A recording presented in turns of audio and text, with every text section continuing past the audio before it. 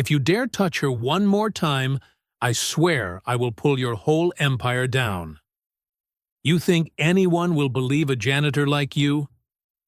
Those words cut through the jazz music, the fake laughter, and the popping champagne bubbles. The sentence made every mask in that room crack, little by little. That night was a charity gala at the Indigo House, one of the most luxurious venues in Dallas, where Texas high society draped themselves in glamour to raise funds for underprivileged children. But the truth, it was just a stage for the powerful to flaunt their wealth. In a corner of the room, Logan Price, 32, stood beside his cleaning cart. For 3 years he had worked the night shift, mopping floors, emptying trash, dealing with what people threw away, even the things they did not want to see. And yes, they never saw him. To them, Logan was just a shadow in a Navy uniform, invisible, unimportant, easily forgotten. But that night, everything was different, completely different. Preston Hawthorne, CEO of Hawthorne Systems, the head of a software empire worth $2.3 billion, was radiant beneath the crystal chandeliers. Beside him stood Grace, his wife, a woman carrying a tiny life inside her. A glass tipped over. A cold laugh. Then a slap. The sound rang crisp, sharp, merciless. Grace fell to the floor in silence. No one in the room dared move. All those refined people, the ones draped in luxury, power, and hypocrisy, looked away. Silence. Afraid of losing contracts, losing status, losing their place in their world.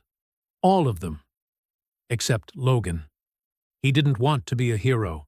He wasn't even sure he had the courage to speak. But he did. "Sir." "Please stop. She's pregnant." Preston spun around, his eyes flashing with rage. "What did you just say?" "I said stop. You're hurting her." Preston sneered, cold, contemptuous. "Who do you think you are, ordering me around?" There was no answer. But Logan did not back down. He did not know that that moment, a single small sentence in a room full of power, would ignite a fight, not just for Grace, but for everyone who had been forced into silence. Every soul buried in fear. Every voice silenced by 2 simple words. Shut up. This is not just a scandal. This is a story about courage, honor, and the fire that lives in the human heart. You are watching True Tale Time, where untold stories are told in truth. If you believe justice still exists, hit subscribe so you don't miss the most moving stories of bravery and humanity.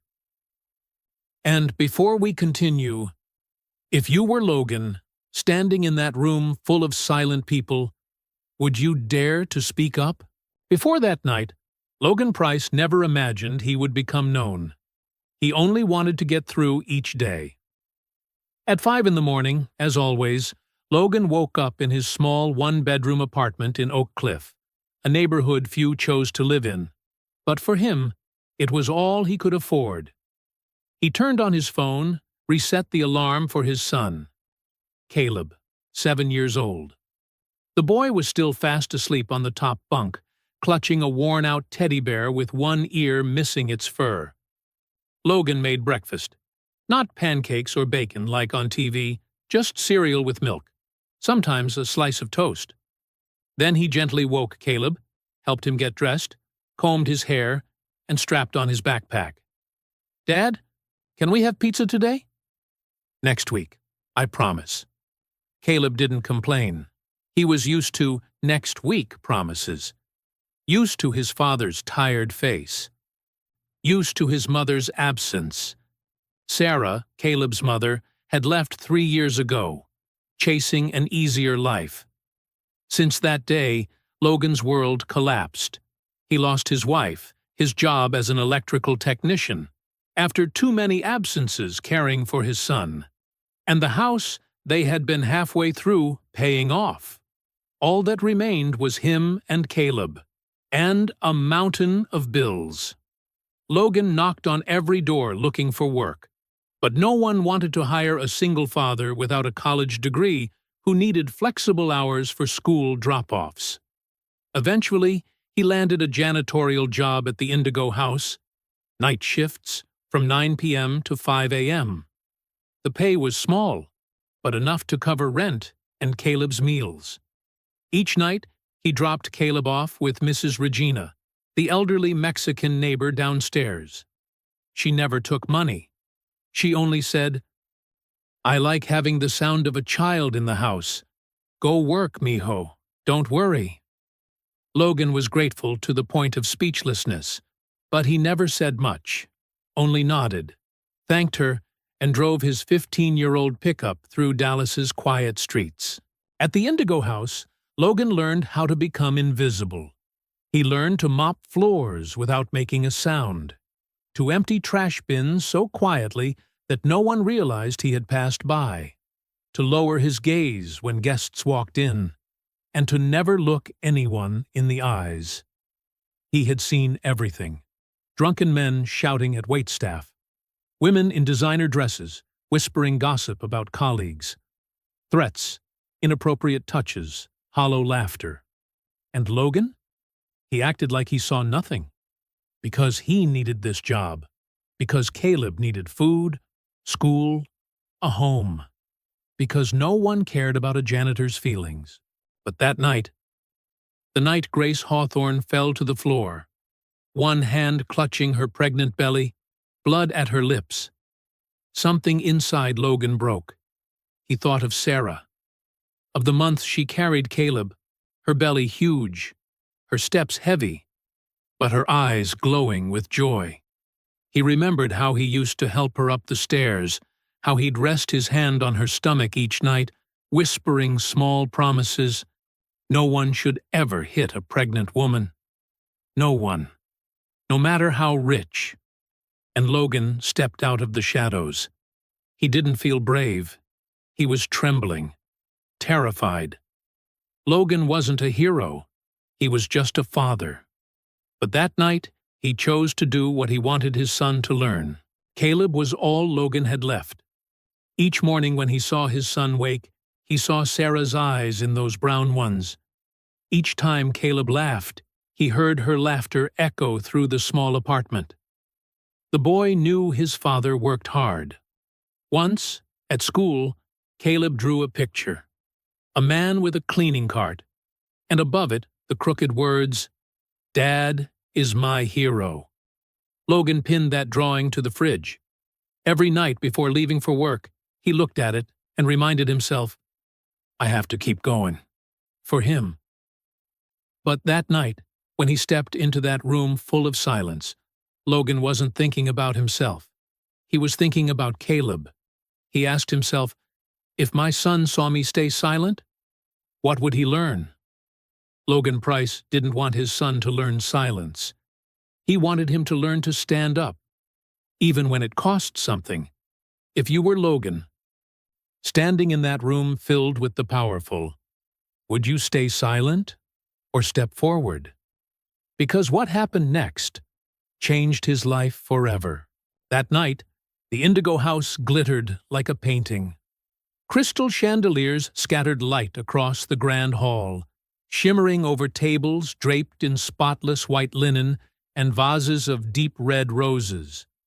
Guests wore Tom Ford suits, Versace gowns, Patek Philippe watches gleaming on their wrists. They laughed, clinked glasses, and talked about multi-million-dollar deals as casually as afternoon shopping.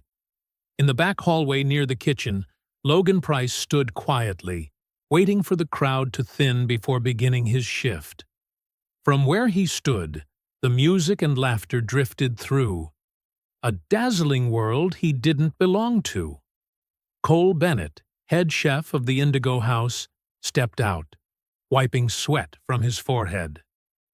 "Logan, tonight's gonna be a long one. They just added 50 more guests. Brace yourself." Logan nodded. "It's fine. I'm ready." Cole looked at him, recognizing the exhaustion behind those words. The two had known each other for 2 years. They'd started working there around the same time. Cole often slipped Logan some leftovers to take home for Caleb.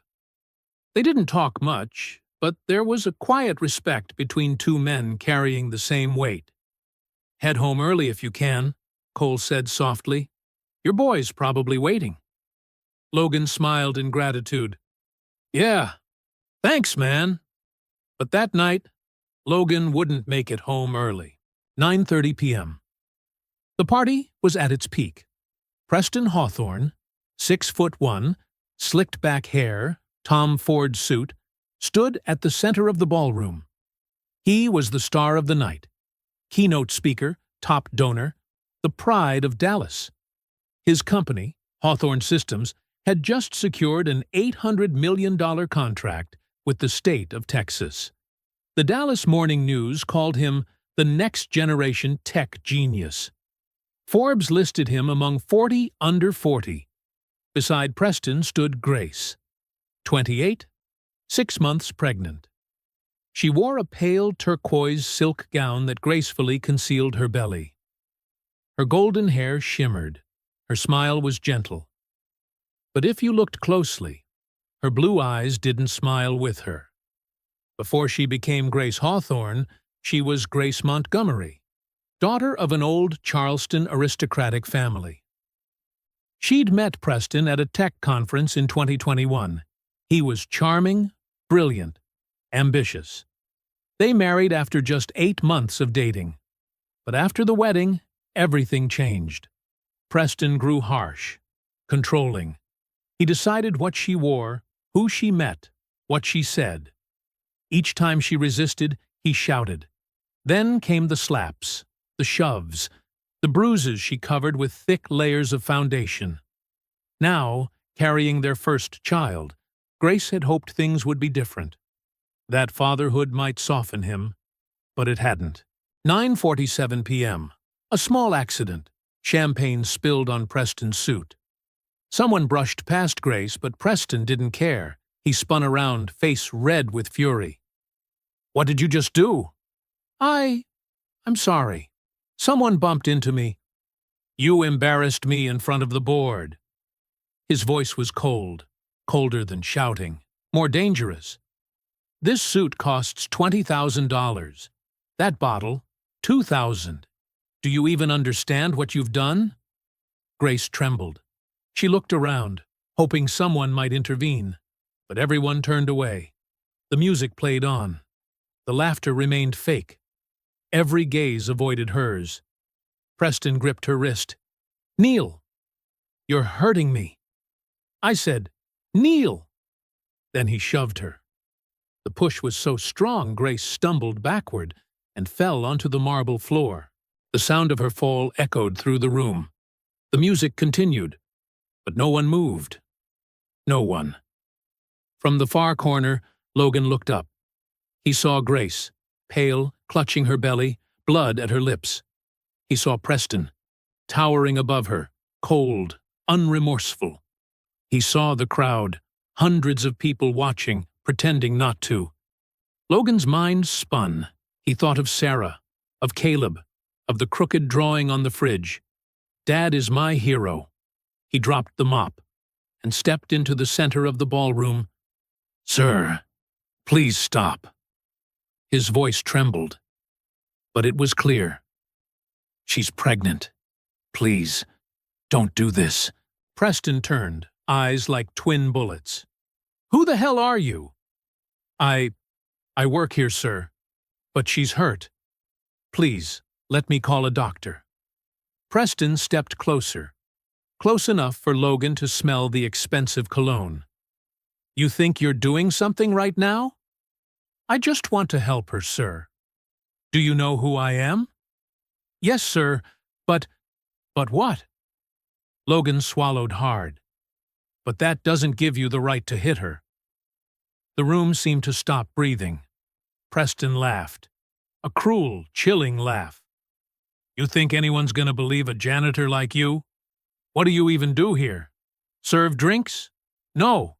You take out trash." Preston was wrong. Logan didn't take out trash, but he didn't respond. Because he knew, in that man's eyes, he was nothing. "Maybe no one will believe me, sir," Logan said slowly, "but I still can't just stand here." That's when Preston swung. A slap, sharp, loud, echoing through the hall. Logan staggered but didn't fall. He straightened, a hand to his burning cheek, eyes steady on Preston.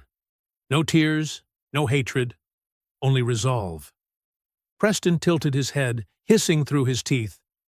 "You're fired, right now, and I'll make sure you never work in Dallas again." Logan nodded slowly. "Maybe you're right, but at least I'll still be able to look my son in the eye." Then he pulled out his phone. His hand shook, but he hit record. "If no one will believe me, at least they'll be able to see." And for the first time that night, amid the music and held breaths, someone in the crowd exhaled audibly. If you were one of those people standing there, watching it all, what would you have done? Because just a few hours later, when Dallas woke up, no one could have imagined that very video would bring down the entire Hawthorne empire. Cole Bennett saw everything. He stood in the doorway, a chef's knife still in his hand, glistening with a few drops of vegetable water. From where he stood, he could see the entire main hall. He saw Grace fall. He saw Logan step forward. And he saw the slap. Now, he was watching that man, Logan, trembling, phone in hand, standing alone against an empire. Cole was 38, a head chef for 12 years. He had cooked for presidents, Fortune 500 CEOs, and the most famous people in America. He was proud of his craft, but he also knew the unspoken rule in hospitality: never interfere in the guests' affairs. He had seen it all before: powerful men yelling at their wives, threats whispered between clenched teeth, bruises hidden beneath silk gowns, and every time he had stayed silent. Because he had a family. 3 young children. And a wife, Maya, battling stage 3 breast cancer. Her treatment cost more than $8,000 a month. Insurance only covered part of it. Cole couldn't afford to lose his job. He couldn't. But tonight, as he watched Logan, a single father making $15 an hour, step into that glittering room, something inside Cole cracked. He remembered 2 years ago, when Maya was first diagnosed. They sat in the clinic, the doctor saying, "You need to start chemotherapy immediately." Maya cried. Cole held her hand and promised, "Don't worry, I'll take care of everything." And he did. He worked 16 hours a day, picked up weekend shifts, catered private dinners, weddings, corporate galas, just so Maya could keep fighting. But in all that time, had he ever stood up for what was right? Had he ever said no when it mattered? Never.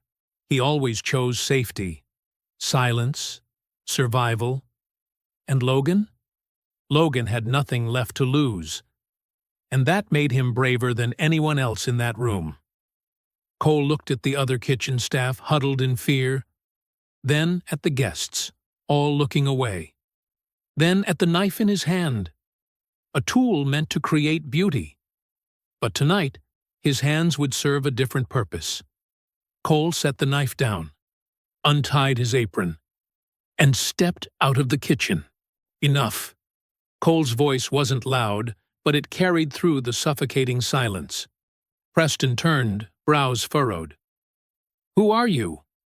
"I'm the head chef here, and I think you should stop, Mr. Hawthorne." "Stop what? This is my family's business." "It stopped being just your family's business when it happened in public. Not when she's bleeding and carrying your child." Cole walked forward, standing beside Logan. 2 men, a chef and a janitor, side by side. They didn't need to say more. The message was clear. Logan wasn't alone anymore. Preston's eyes flashed with fury.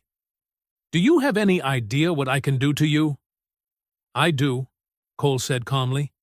"You can fire me. Make sure I never work again. But you can't make me watch a pregnant woman get beaten." "You dare?" "Yes, I dare." Cole pulled out his phone and turned on the camera. "And now there are two of us recording. Do you want to keep going?" The silence grew heavy as lead. Preston's eyes darted around the room. A few guests began pulling out their phones. The event manager whispered frantically into a headset. Security hesitated, unsure whose orders to follow. For the first time in his life, Preston Hawthorne was losing control. He adjusted his collar, forced a smile. "I think there's been a misunderstanding. Grace, get up. We're going home." But Grace didn't move. She stayed on the floor, clutching her belly, lips trembling. Cole knelt beside her, his voice soft. "You don't have to go with him. We can call an ambulance." Grace looked up, tears streaming down her face. "But he can't hurt you when there are witnesses." It was the first time in 3 years anyone had said to her, "You don't have to be afraid." She nodded. Cole turned to the security staff. "Call 911. Now." Preston stepped forward, voice rising in fury. "All of you, you're fired. I'll make sure no company in Texas hires you again." Logan spoke, his tone eerily calm. "You can take our jobs, sir, but you can't take our conscience." Cole nodded. "I'd rather lose my job than lose my humanity." And then, something no one expected happened. A woman in the crowd, around 50, in a crimson evening gown, stepped forward and began recording. Then another. Then 5 more. Within 2 minutes, more than 20 phones were pointed at Preston. His empire wasn't built on steel. It was built on image. And now, that image was crumbling right before everyone's eyes. Preston looked around, face pale. He turned sharply and stormed toward the exit. But before leaving, he pointed straight at Logan and Cole. "You'll regret this," Cole replied coolly. "Maybe, but not tonight." Paramedics helped Grace onto a stretcher. She was still trembling, still afraid. But before the ambulance doors closed, she looked back at Logan and Cole. "Thank you." 2 simple words, heavy enough to last a lifetime. Logan only nodded. He didn't need to say anything. He knew. This was just the beginning. As the ambulance pulled away, Cole placed a hand on Logan's shoulder. "Go home. Your son's waiting." "What about you?" "I have to clean the kitchen. But I think this is our last shift." The 2 men stood in silence. No more words needed. They both knew what was coming. But neither regretted a thing. At 4:30 a.m., Logan returned home. He opened the door quietly, careful not to make noise. Mrs. Regina was dozing on the couch, Caleb curled up asleep on her lap, clutching his old teddy bear. Logan gently lifted his son, whispering his thanks to Mrs. Regina. She nodded, saying nothing, but her eyes lingered on the bruise on his cheek, full of worry. He laid Caleb on the bed and pulled the blanket over him. In his sleep, the boy murmured, "Daddy, I love you." Logan bent down and kissed his forehead. "I love you too, buddy." He sat beside him, watching him sleep. His cheek still burned, his head still throbbed, but his heart was light. Because for the first time in 3 years, Logan didn't feel invisible anymore. He had stood up. And that was worth more than any job in the world. The next morning, Logan woke up at 8, later than usual. He checked his phone. 47 missed calls, 128 messages. Most were from unknown numbers, a few from former co-workers, and 1 notification from the Indigo House. You are hereby suspended effective immediately. We are conducting an internal investigation into your disruptive behavior during last night's event. Please refrain from contacting clients or the media. Any violation will result in legal action. Logan read the message, then set the phone down. He had expected this, but reading it still hurt. He was suspended. Not Preston under investigation. Him. A text came from Cole. Me too. They said I acted beyond authority. We need to talk. Caleb didn't know anything. Logan didn't want him to worry.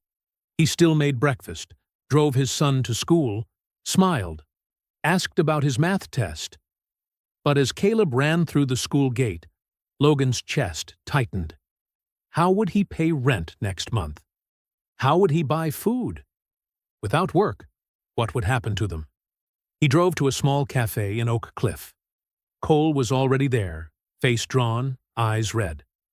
They took down the video, Cole said flatly. Logan frowned. What? My video. On X. Tried to open it this morning. Files corrupted. What about yours? Logan pulled out his phone. His stomach dropped. The video file was broken, unplayable. He had recorded from 9:47 to 10:02. 15 minutes. Everything. Now, gone. How could they? Cole shook his head. I don't know. But Preston Hawthorne isn't just anyone. He's got lawyers, IT experts, crisis managers.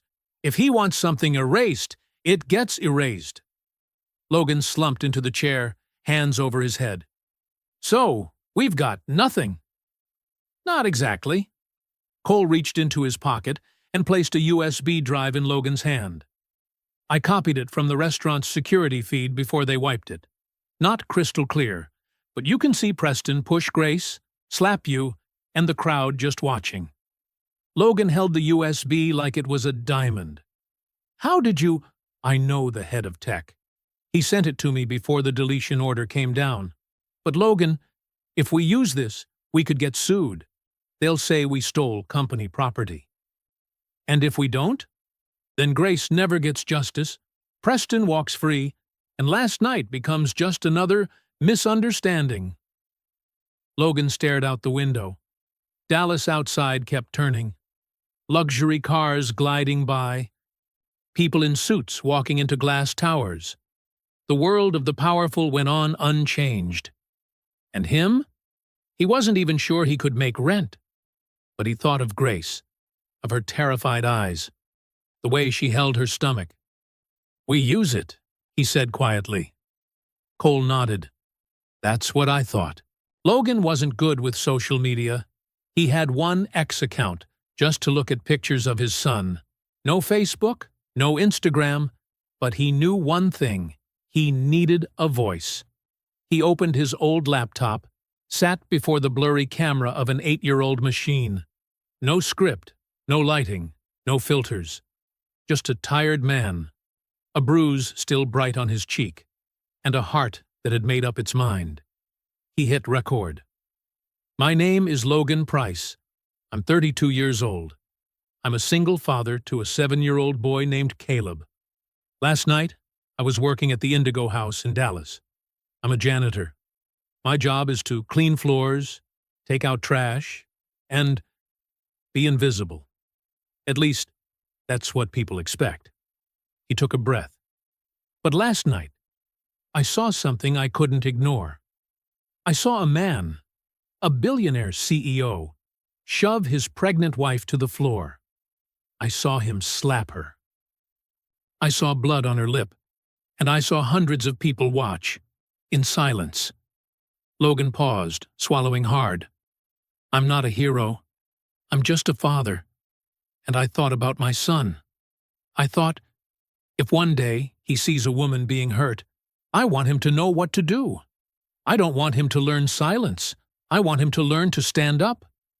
So I did, and I got slapped, threatened, fired. The video I took was erased, but the truth can't be erased. He looked straight into the camera. Preston Hawthorne, CEO of Hawthorne Systems, hit his pregnant wife in front of hundreds of people, and no one stopped him. Until now. I don't have money. I don't have lawyers. But I have the truth. And I won't stay silent. He turned off the camera. His hands still trembled. But he pressed upload. Within an hour, the video hit 50,000 views. In 3 hours, 500,000. By evening, 2 million. The hashtags Tron Justice for Grace and the Logan Price spread across Twitter. Local headlines followed. Janitor accuses billionaire CEO of abusing pregnant wife. Shocking footage, the only man who spoke up.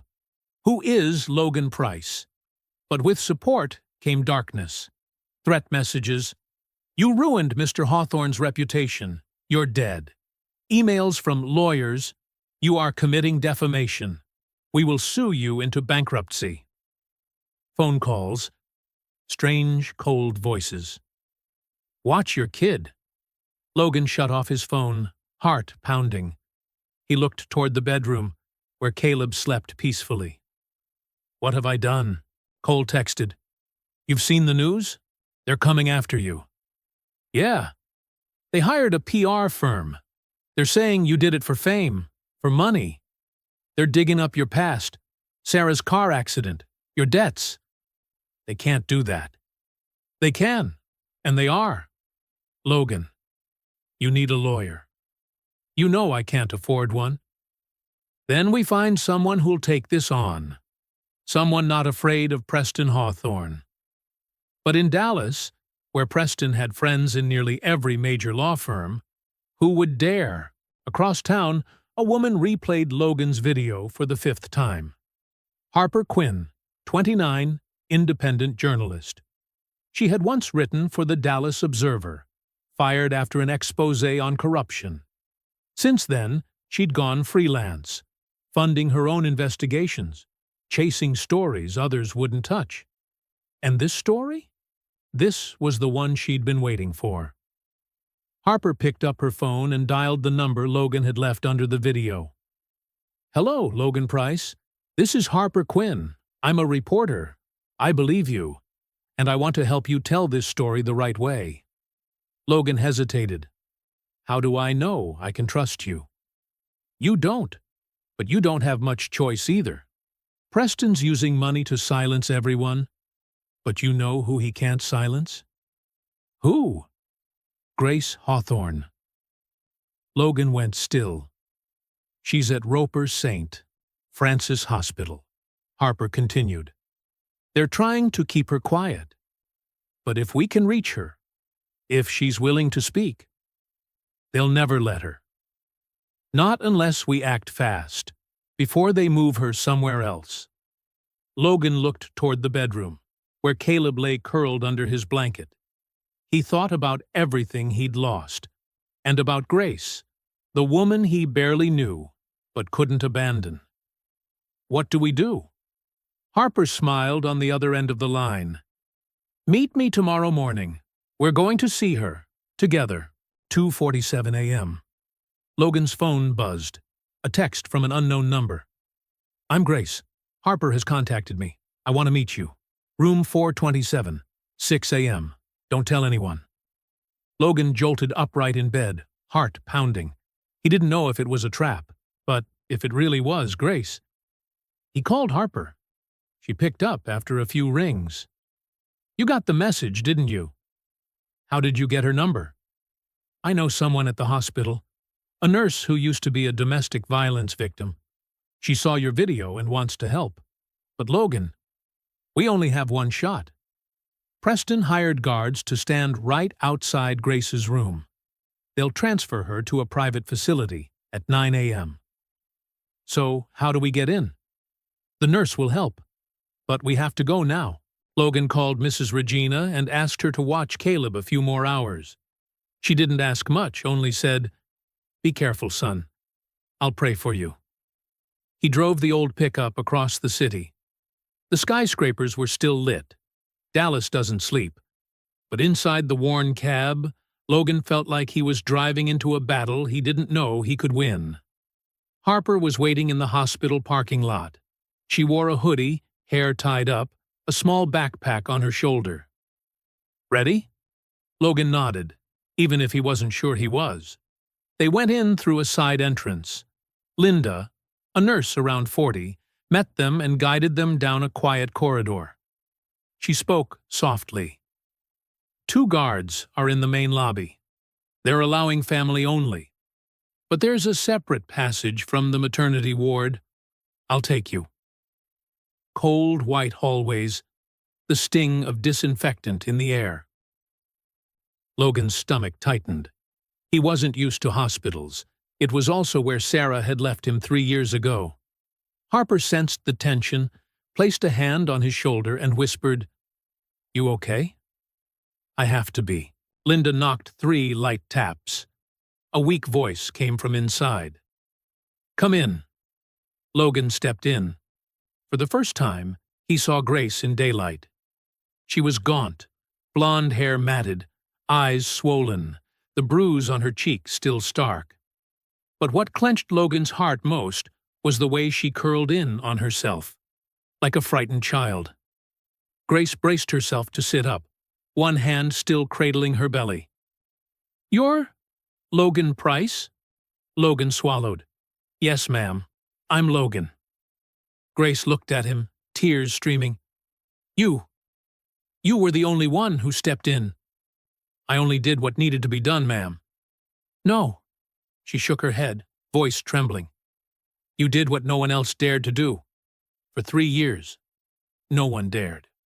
She cried, not in sobs, but in a steady flow, like 3 years of restraint finally bursting. Harper handed Grace a tissue. "Grace, I'm Harper Quinn, a reporter. Logan and I want to help you, but we need you to tell the whole truth." Grace looked down at her hands, tiny scars, old bruises. "If I speak, he'll kill me." "He can't." Logan knelt, meeting Grace's eyes. "Not with the whole world watching. Not when you're no longer alone." Grace looked at the stranger who had risked everything to protect her. For the first time in 3 years, she felt someone was on her side. "Okay, I'll talk." Grace started from the beginning. She met Preston in spring 2021 at a tech conference in Austin. She was a marketing assistant at a small startup. He was the keynote, magnetic, confident, talking about vision as if the future sat in his hands. They chatted after the event. He asked her to dinner. Then another, and another. Preston was perfect. He opened car doors, sent flowers every morning, whispered tender things about tomorrow. 2 months later, he proposed. Grace's family urged her to wait, but she was spellbound. She believed she'd found the man of her dreams. They married in December 2021, a big Charleston wedding, 300 guests, featured in magazines. But on the Maldives honeymoon, Preston changed. He checked her phone, who she texted, why the dress was short, why she smiled at a male server. At first, Grace told herself, "He's jealous because he loves me." Then came the shouting, the shoves, the first slap. March 2022, they fought because Grace wanted to visit home. Preston said, "You don't need them. You have me." She pushed back, and the slap landed. Sharp, stinging, sudden. Afterward he knelt, cried, apologized. "I didn't mean to. I love you too much. I'm afraid of losing you." Grace forgave him. She thought it was an accident, but it repeated. This time, there was no apology, only, "You deserved it. You made me angry." Grace tried to call her mother, but Preston had taken her phone, installed tracking apps, read every text, listened to every call. She once tried to run. Preston found her at a hotel and slammed her head against the wall. "Where do you think you're going? You belong to me, forever." From then on, he isolated her.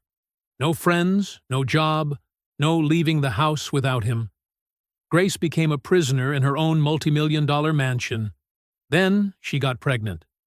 She thought, maybe now he'll change, maybe when there's a baby. But Preston got worse. He kicked her belly when dinner was late, shoved her on the stairs when she cried, tightened his hands around her throat when she begged to call a doctor. The gala night was Grace's last attempt to signal for help. She spilled the drink on purpose, hoping someone would notice, someone would see. And Logan did. "You saved my life. And my baby's." Logan shook his head. "You saved yourself. You were brave enough to come here, brave enough to tell your story." Grace managed a weak smile. She opened a drawer and took out a USB drive. "This is everything I have. Footage from the home security cameras, audio recordings, photos of my injuries after each time." Harper took the USB, her hand trembling slightly. "Grace, you know what this means, right?" "I do. But I can't let my child grow up in that house. I can't." Logan stood, voice firm. "We'll protect you. I promise." Grace nodded. "I believe you." As they were about to leave, a shout rang out. "They're here! Room 427!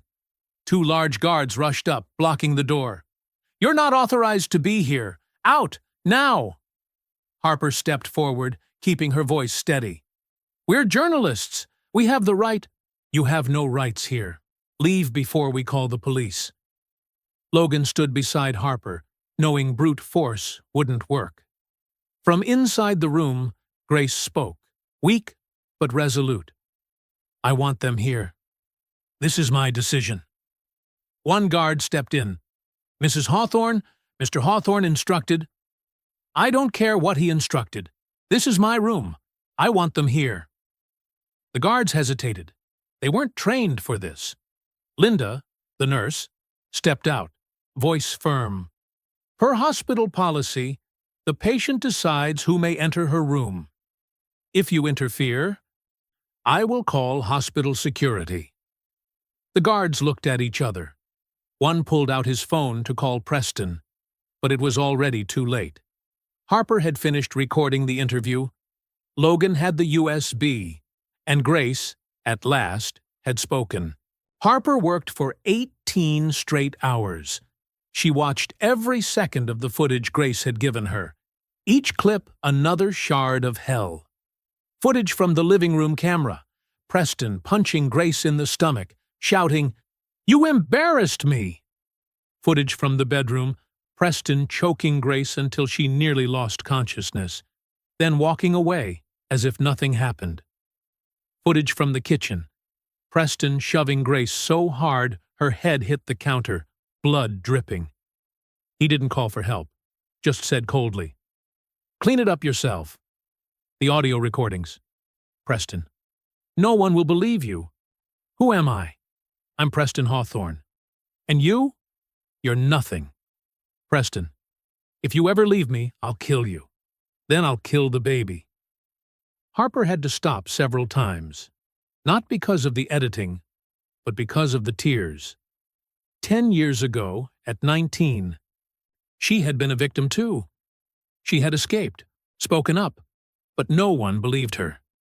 They called her dramatic, attention-seeking.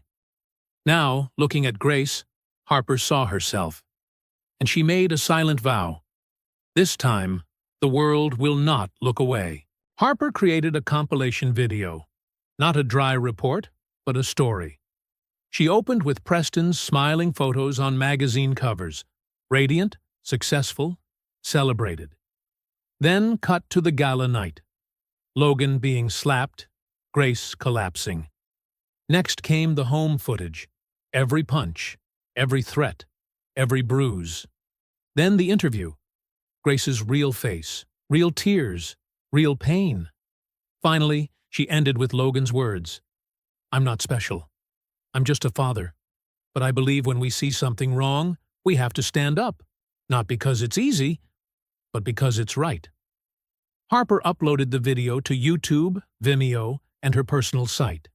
She sent the link to major outlets, CNN, NBC, ABC, BBC. She typed the email, "This is the story you need to tell." Not because it's sensational, but because it matters. Then she hit send and waited. 7 a.m., 10,000 views. 9 a.m., $500,000. 11 a.m., 3 million.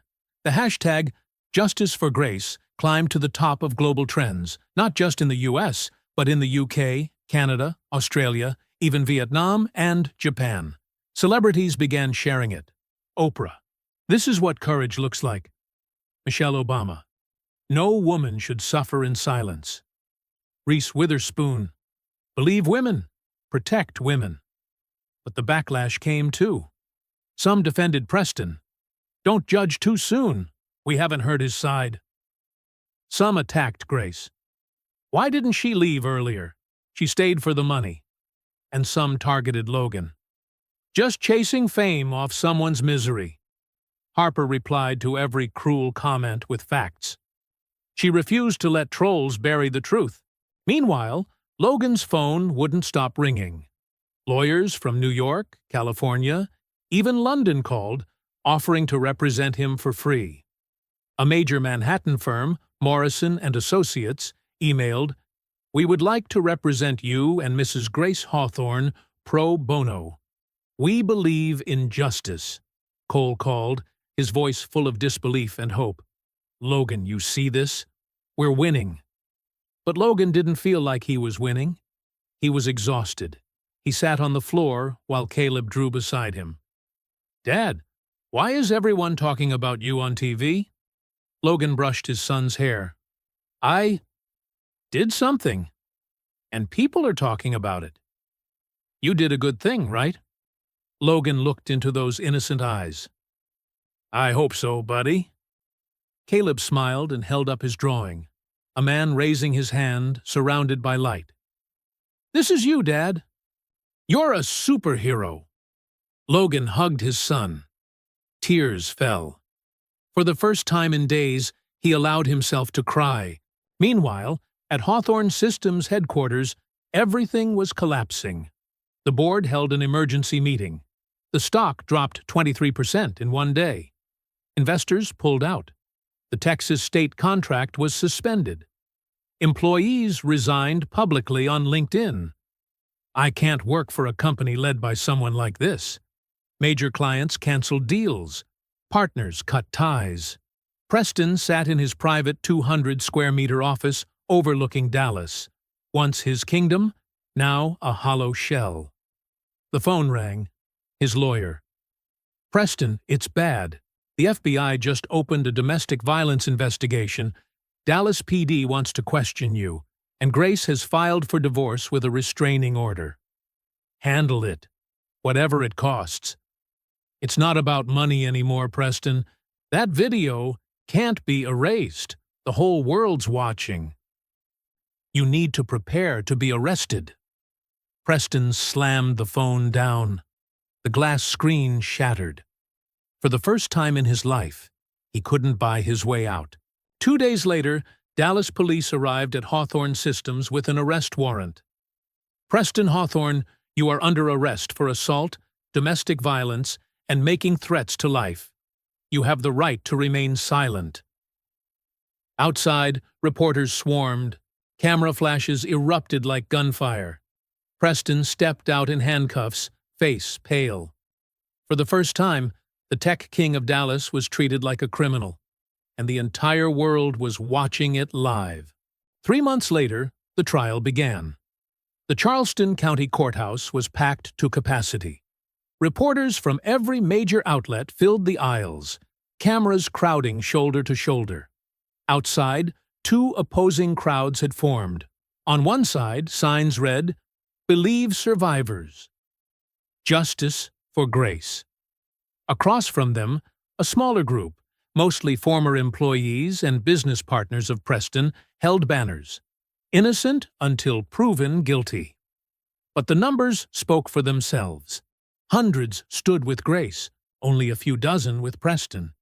Logan sat in the witness section, wearing the only suit he owned, second-hand, a little loose at the shoulders. Cole sat beside him. Harper was in the press row, notebook open, pen ready. Up front, Grace sat at the plaintiff's table, beside the Morrison and Associates legal team. She wore a simple navy dress, her hair tied neatly. Her belly was heavy, 8.5 months along. Across from her, Preston sat at the defense table, still in his Armani suit, hair trimmed, his face a mask of cold confidence. Beside him was his powerhouse legal team, one of them famous for getting corporate CEOs acquitted. Judge Eleanor Hartfield, 62, entered, known for her stern fairness. The court is now in session. The case of Grace Montgomery Hawthorne versus Preston Hawthorne. Charges include assault, domestic abuse, and threats to life. Grace's attorney, Rebecca Morrison, 45, stood. Her voice rang steady and strong. Ladies and gentlemen of the jury, today we do not stand for Grace Hawthorne alone. We stand for the millions of women silenced by fear every single day.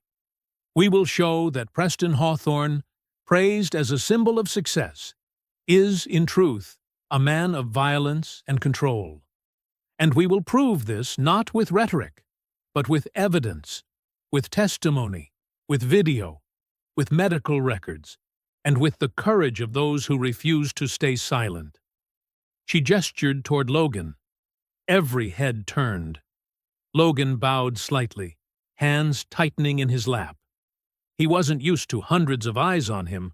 Preston's attorney, Gerald Finch, 58, renowned for never losing a case, rose to respond. Members of the jury, this is indeed a tragedy, but not for the reasons you've been told. The tragedy here is the distortion of truth. Mr. Hawthorne is a model citizen, a philanthropist, a loving husband. Were there arguments? Yes. Like any marriage? But abuse? Never. The videos you will see, manipulated. The statements, unreliable. We will show that Mrs. Hawthorne is exploiting the law to gain financial advantage in her divorce. The courtroom went silent. Grace trembled slightly but held her posture. Her gaze didn't waver. Logan was called to the stand. After taking the oath, he sat down. Ms. Morrison began, Mr. Price, please tell the court what you witnessed on the night of July 15th. Logan took a breath. I was working at the Indigo House. I saw Mr. Hawthorne shove his wife to the floor. She was pregnant, bleeding. I begged him to stop. He slapped me and said no one would believe a janitor. What did you do next?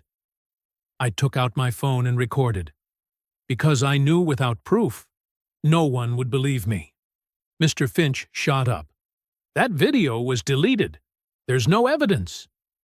Ms. Morrison smiled. But we have the security footage. The screen lit up. The entire courtroom held its breath. The footage showed Preston pushing Grace, slapping Logan, shouting threats. Everything was clear as daylight. A woman on the jury wiped her tears. Preston sat frozen, his face drained of color. Now it was Grace's turn. She trembled as she walked to the stand, but once seated, her eyes locked on Preston. Ms. Morrison spoke softly. Grace, please tell us about your marriage. Grace began. Her voice faltered, sometimes breaking. She told them about the first slap, the kick to her stomach, the stares, the death threats. I stayed because I was scared, not for money, for my life. He said if I ever left, he'd kill me. And I believed him. Mr. Finch interrupted, Mrs. Hawthorne, if you were beaten that often, why didn't you call the police? Grace looked at him, eyes red but unwavering. Because I knew no one would believe me. He's Preston Hawthorne, and I was just his wife. Do you have any proof? Grace nodded. Ms. Morrison presented the USB drive. The screen flickered again. Home footage. Every punch, every shove, every curse. A woman on the jury sobbed. A man turned away, unable to watch. Preston closed his eyes. For the first time, the mask of power cracked. After 5 days of testimony, the jury retired to deliberate. 2 hours later, they returned. Judge Hartfield read the verdict. On the charge of assault, guilty. On the charge of domestic abuse, guilty. On the charge of threats to life, guilty. The courtroom erupted. Supporters of Grace cheered, cried, embraced. Grace bowed her head, tears flowing freely. The judge continued. Preston Hawthorne, this court sentences you to 8 years in federal prison with no possibility of early release.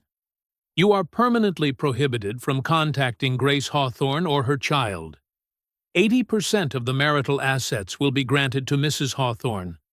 The remaining 20% shall be donated to a fund supporting domestic violence survivors. Preston leapt up, shouting, "This is injustice! I'll appeal!" The judge struck her gavel. You have that right, but today, justice has been served. Court is adjourned. Officers moved in, handcuffing Preston. He turned once to look at Grace, not with fury, but with emptiness. Grace stood, one hand on her belly. Tears fell, but fear was gone. For the first time in 3 years, she was free. Outside the courthouse, surrounded by reporters and cheering crowds, Grace walked toward Logan. She said nothing, only wrapped her arms around him. Thank you for giving me my life back. Logan held her, voice thick with emotion. You deserve that life. Cole stood nearby, smiling. Harper raised her camera, capturing the moment. From a distance, Caleb ran up, hugging his father's leg. Dad, did we win? Logan knelt, holding him close. No, son. We won. 1 year can change everything. Logan Price stood before a small brick building in East Dallas, once an abandoned community center. Now, above its front doors, golden letters gleamed in the morning sun. The Lights Foundation. Sunlight poured through windows that had once been boarded up. Inside were neat rows of chairs, a small stage, and the smiling faces of volunteers. Today was the grand opening. After the trial, Grace received 80% of the assets, about $1.4 billion. She could have disappeared, lived quietly, and never looked back. But she didn't. She came to Logan and said, "We need to build something that matters. So no woman has to live through what I did." Cole joined, Harper joined, and slowly a team was born. They founded the Lights Foundation, a nonprofit for domestic violence survivors. Not just a shelter, but a new beginning. Free legal aid, psychological counseling, job training programs, safe temporary housing, childcare services, and, most importantly, a place where survivors could reclaim their voices. At the opening, over 300 people gathered. Activists, survivors, reporters, and local officials. On stage, Grace held 3-month-old Emma Grace Price Hawthorne, her blue eyes wide and curious as she gazed at the crowd. Grace took the microphone, her voice trembling yet strong. "A year ago, I didn't think I'd still be alive. I thought it was the end, but a man, a stranger, stood up for me. Not because he had something to gain, but because it was right." She looked down toward the front row, where Logan sat, smiling softly. Logan Price taught me that courage isn't the absence of fear. Courage is doing what's right, even when you're afraid. Today, we open this center to honor that courage, so every woman and every child will know you are not alone. Applause thundered through the hall. Logan stood, lifting 8-year-old Caleb onto his shoulders. The boy waved toward Grace and baby Emma. Nearby, Harper raised her camera, capturing every moment. Cole, now the foundation's director, stepped up to the podium. "We didn't just build a building," he said. "We built a community. A place where light will always triumph over darkness." Among the crowd, a young woman, maybe 22, approached Logan. Her voice shook, but her eyes were fierce. "Are you Logan Price?" "Yes, that's me. What is it?" I saw your video, the one where you spoke about standing up. I was in an abusive relationship too. My boyfriend. But after watching that video, I called the police. I left him. And today, I'm free." She broke into tears. Logan said nothing. He simply hugged her. Sometimes, silence is the most powerful answer. A middle-aged man, around 50, walked up to Cole. "You're Chef Cole Bennett, right?" "Yes, sir. I'm a business owner from Houston. I watched the trial, and the way you stood up inspired me. My company wants to sponsor your foundation. $500,000 a year." Cole blinked, stunned. You mean that?" "Absolutely. And we'll encourage other companies to join. What you're doing, it matters." Cole shook his hand, tears welling. For the first time in his life, he realized his work wasn't just about survival. It was about change. At the corner of the stage, Harper interviewed a group of women, all survivors. One spoke, voice trembling yet radiant. "I used to think no one cared. But seeing Logan, Grace, everyone here, I know now that I matter. My life means something." Harper kept filming. Every word, every tear. She knew this wasn't just a story. It was a legacy. That night, when everyone had gone home, Logan sat on the steps outside the center. Caleb sat beside him, clutching his old stuffed bear. "Dad, I'm proud of you." Logan smiled, pulling him close. "I'm proud of you too, Caleb. You're the reason I did all this." "Do you think Mom can see us?" Logan looked up at the Dallas sky, stars flickering above. "I think she's watching. And she's smiling." Caleb rested his head on his father's shoulder. "I love you, Dad." "I love you too, son." They sat there together, under the soft hum of the city, where light and sound blended into one quiet peace. 1 year ago, I was just a single father working night shifts, mopping floors.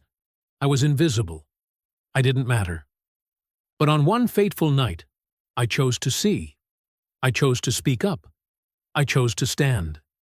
And that changed everything. Not just for me, but for Grace, for baby Emma, for the thousands of women who now have a safe place to go, and for my son, the little boy who learned that courage doesn't mean being fearless. It means acting despite the fear. This story isn't about me. It isn't even about Preston Hawthorne. It's about all of us, everyone watching this video right now. It's about those moments when you see something wrong and hesitate to speak, about the times you're afraid, of losing your job, of retaliation, of being alone, about when you think, "I'm just one person. What difference can I make?" But here's the truth. One person can change everything. One person can spark a flame, and that flame can light up the world. If this story touched you, don't just watch and move on.